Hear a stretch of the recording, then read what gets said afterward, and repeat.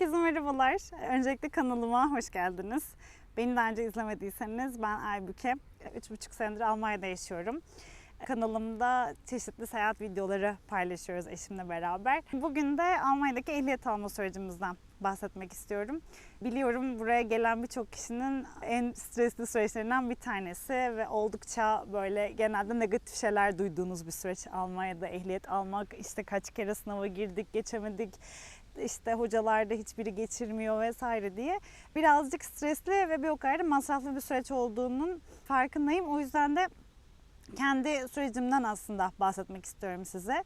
Hem teorik hem de pratik sınavı tek seferde geçtiğim için kendi çalışma sürecim, yani kendi çalışma taktiklerim ve sınavda ne yaptığım belki size de faydalı olur ve yardımcı olur diye sizinle de paylaşmak istedim. Biliyorum bu süreçte gerek işte sürücü kursuna kayıt olmak, gerek sınav hepsini almak vesaire hem zaman hem de para olarak oldukça masraflı süreçler. Benim içinden geçtiğim süreç bu Avrupa Birliği dışında olan ülkede olan ehliyetinizi Alman ehliyetine çevirme süreci aslında Umschreibung dedikleri şey. Şimdi bu Umschreibung dediğimiz süreçte şöyle işliyor aslında. Siz herhangi bir teorik derse girmenize gerek kalmıyor. Derslere katılmanıza ve bu ehliyet kursuna girmenize gerek kalmıyor. Ancak pratik ve teorik sınavları bir daha almanız gerekiyor. Bunları geçmeniz gerekiyor. Derslerden sizi kurtarsa da ne yazık ki bu sınavları almaktan bu Umschreibung süreci kurtarmıyor. Eğer daha öncesinde hiçbir ehliyetiniz yoksa zaten kursa kayıt olup tüm bu dersleri de alıp sınavlara o şekilde girmeniz gerekiyor. Şöyle önce teorik sınavdan başlayalım. Teorik sınavda istediğiniz herhangi bir dilde, yani mesela Türkçe de bu sınavı alabiliyorsunuz. İşte İngilizce, Almanca olabilir. Oldukça geniş bir dil seçeneği var. Bildiğim kadarıyla hatta yani neredeyse her dilde bu sınava girebiliyorsunuz. O yüzden en azından dil konusunda rahat olabilirsiniz. Bu teorik sınava çalışmak için de siz ehliyet kursuna kayıt olduğunuz zaman size bir uygulama verecekler. Yani bu uygulamayı daha doğrusu satın alacaksınız. Ekstra bir para ödeyip. Bunların tüm yaptığım masrafların tamamını size ben liste olarak yazacağım aslında. Onları da en azından görmüş olursunuz. İşte ehliyet kursuna kadar aldığım direksiyon dersleri ya da bu uygulamaya ne kadar ücret ödedim diye hepsini bir liste olarak paylaşacağım. Bu teorik sınav için size bu şekilde bir uygulama veriliyor ve onun üzerinden bu sorulara çalışmış oluyorsunuz. Sınavda toplamda 30 soru soruluyor ve size bu uygulama içerisinde de toplam 1300 soru çalışmanızı istiyorlar. Yani uygulama içerisinde toplam 1300 tane soru var. Bundan 30 tanesi size sınavda karşınıza çıkıyor. Kullanacağınız uygulama kurstan kursa değişebiliyor ama hiç önemli değil. Yani hangisi olduğunun bir önemi yok çünkü hepsi aynı sorular üzerinden aslında ilerliyor. Yani belki işte uygulamanın arayüzü farklıdır, özellikleri vesaire farklıdır ama aynı sorular olduğu için hangi uygulama olduğu çok bir önemi yok. O anlamda hani içiniz rahat olsun. Ben yine hangi uygulamayı kullandığımı da size videoda paylaşacağım. Şöyle ben ne kadar çalıştım diyecek olursam benim toplam çalışma sürem 1,5 hafta ile 2 hafta arasında bir süre ayırdım teorik sınav için. Benim tavsiyem de size o olur aslında. Yani odaklanıp tam bir zaman ayırıp işte belki 1 hafta 2 haftalık bir süre ayırıp o süre içerisinde düzenli olarak ve yoğun bir şekilde çalışmak. Yoksa süreyi uzattıkça soruları unutuyorsunuz ve o detayları hatırlamak zorlaşıyor. Olabildiğince yoğun bir şekilde çalışırsanız daha hızlı atlatabileceğinizi düşünüyorum. Benim çalışma şeklimde ben şöyle yaptım. Bir YouTube kanalı aslında keşfettim. Hatta onu da sizinle paylaşacağım. O YouTube kanalındaki üniteleri işte önce gittim oradaki üniteyle ilgili olan videoyu izledim. Hemen o ünitenin ardından gittim uygulamadaki soruları çözdüm. Bu şekilde önce tüm üniteleri tek tek çalıştıktan sonra zaten belli üniteler daha zorlayıcı oluyor. Mesela işte Romörk'le ilgili olan üniteler daha zor. Bana kalırsa daha sayısal olarak hatırlamanız gereken şeyler oluyor. Onlar biraz daha zorlayıcı olabiliyor. Bu daha zorlandığınız üniteleri zaten yaptığınız doğru yanlıştan çıkarırsınız. O şekilde de bu ünitelere tekrardan bakabilirsiniz. Ben o şekilde yaptım. Tekrar bu zorlandığım üniteleri bir daha ünite olarak videoları izledim. Bir daha sorularını çözdüm.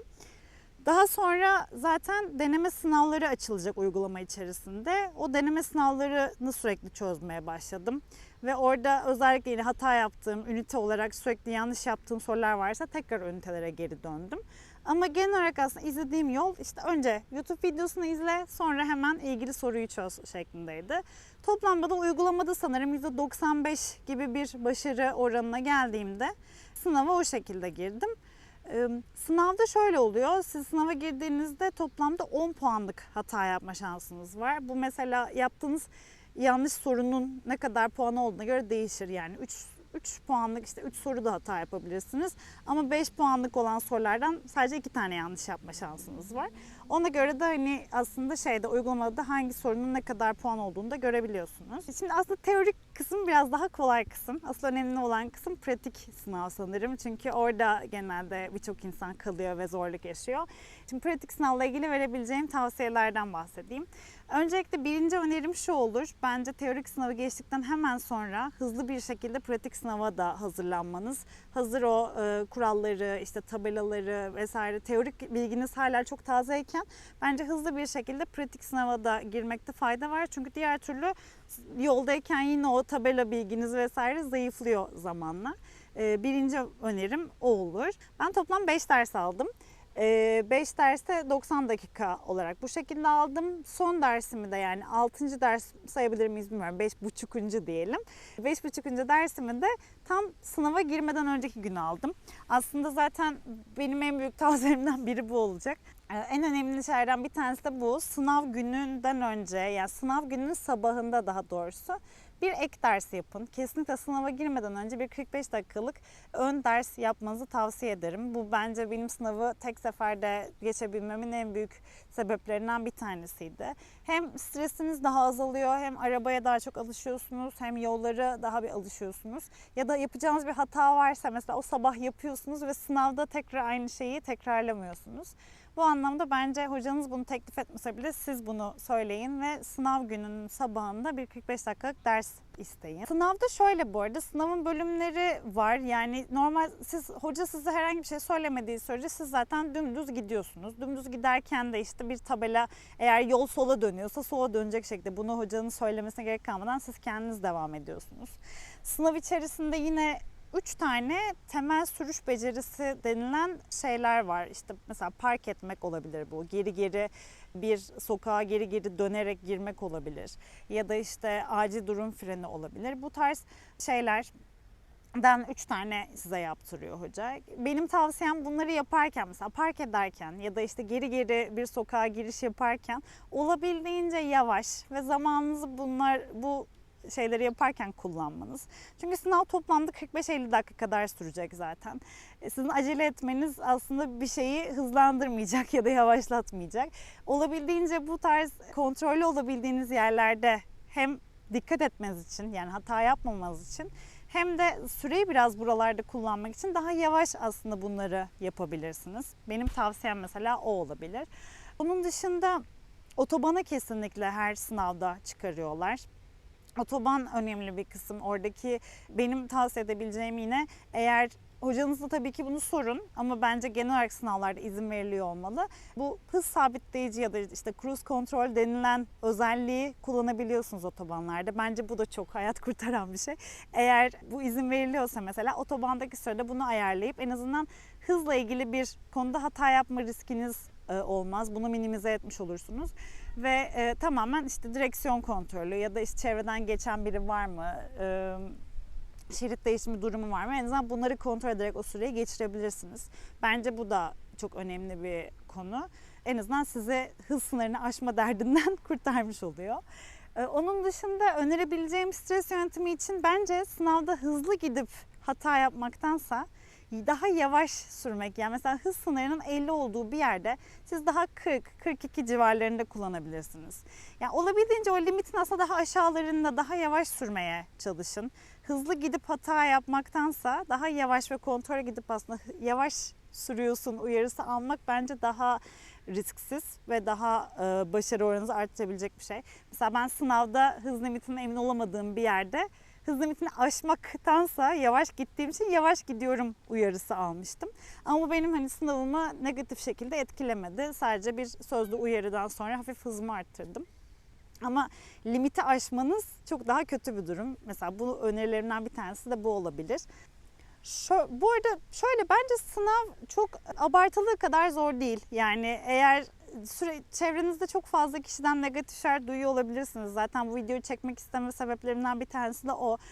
Herkes çok negatif konuşuyor ve sadece işte 4 kere 5 kere kalıp da geçen insanların hikayeleri konuşuluyor insanlar arasında. Ben ikisini de tek seferde geçtim ve bu imkansız değil. Bu yapılabilecek bir şey. Bu tamamen size bağlı bir şey. Diğer insanlarla ilgili çok negatif şey duysanız bile lütfen kendinizi demotive etmeyin ve bu konuda moralinizi bozmayın. Eğer siz kendiniz yeter çabayı sarf ederseniz ve bunun üzerine çalışırsanız bu zaten olabilecek bir şey. Siz de bir şekilde bu sınavı geçeceksiniz. O yüzden de lütfen insanlardan bu negatif duyduğunuz şeylerin hepsini ciddiye alıp tüm herkes böyle geçiriyormuş gibi düşünmeyin. Öncelikle bunu altını çizmek istiyorum. Umarım bu videoda size biraz daha motivasyon olur ve bu konuda daha iyi hissedersiniz kendinizi. Başka söyleyebileceğim şu var. Sınav sırasında bir kere harika yapmaya çalışmayın. Hani hatalar yapacaksınız. Ben de pratik sınav içerisinde hatalar yaptım. Önemli olan zaten hatasız, mükemmel sürmek değil. Hata yapsanız bile hala panik olmadan devam edebilmek. Çünkü sınav hoca bitti, yani o arkada oturan prüfer bitti diyene kadar bitmiyor. Ve sizin belli bir hata yapma krediniz zaten var. Yani tamamen mükemmel süreceksiniz, hiç hata olmayacak diye bir şey yok.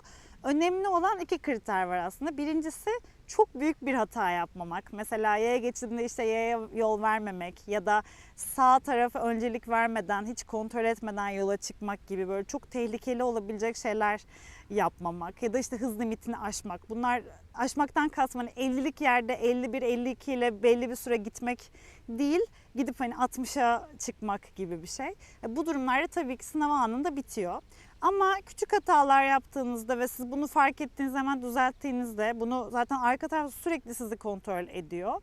Ve o hata yaptığınızda bu herhangi bir panik yapmadan tekrar devam ettiğinizde zaten bu ehliyeti alma ihtimaliniz giderek artıyor. Hani önemli olan sakin kalabilmek. Hata yapsanız da hata yaptığınızı fark ettiğinizde panik olmamak.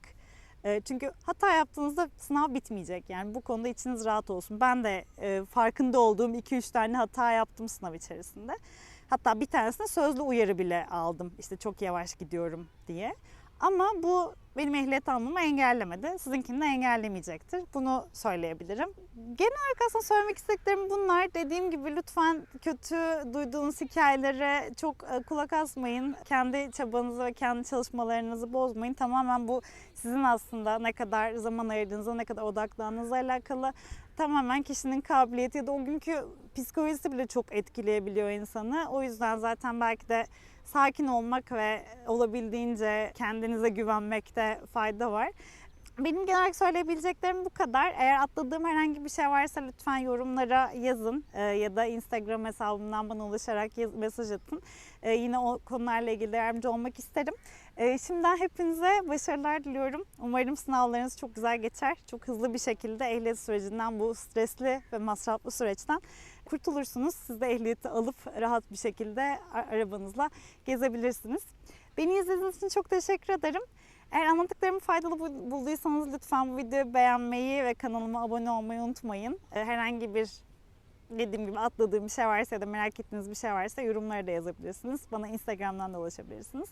Şimdiden çok teşekkür ederim. Bol şans diliyorum. Kendinize iyi bakın. Hoşça kalın.